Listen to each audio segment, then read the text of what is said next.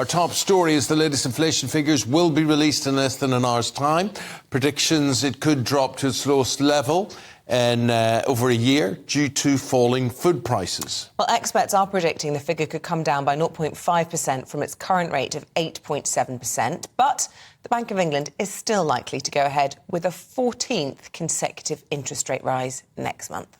So what good does that do? Let's get analysis from the businessman, financial commentator, David Buik. My friend, long time no see. Good morning, Eamon. Good morning, Isabel. Lovely to chat to you. Yeah, you're looking very fresh.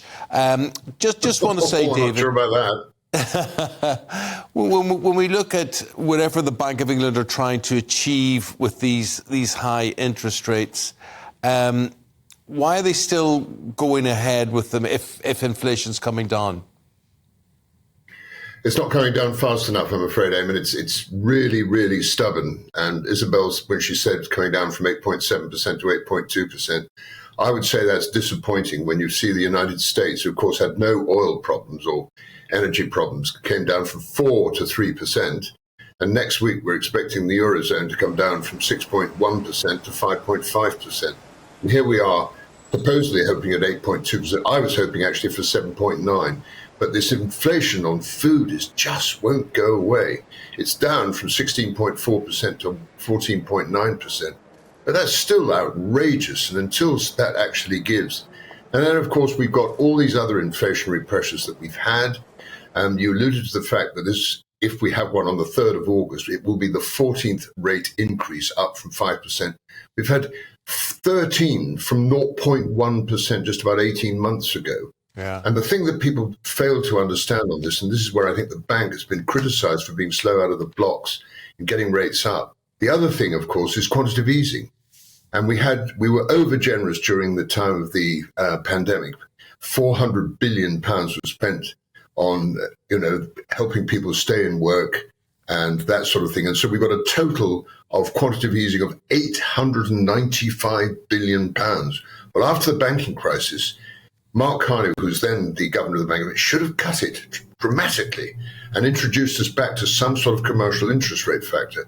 And people underestimate, Eamon, how important it is to get that quantitative easing down because it's unbelievably inflationary. And our bill for servicing our debt, which is now 2.5 trillion plus.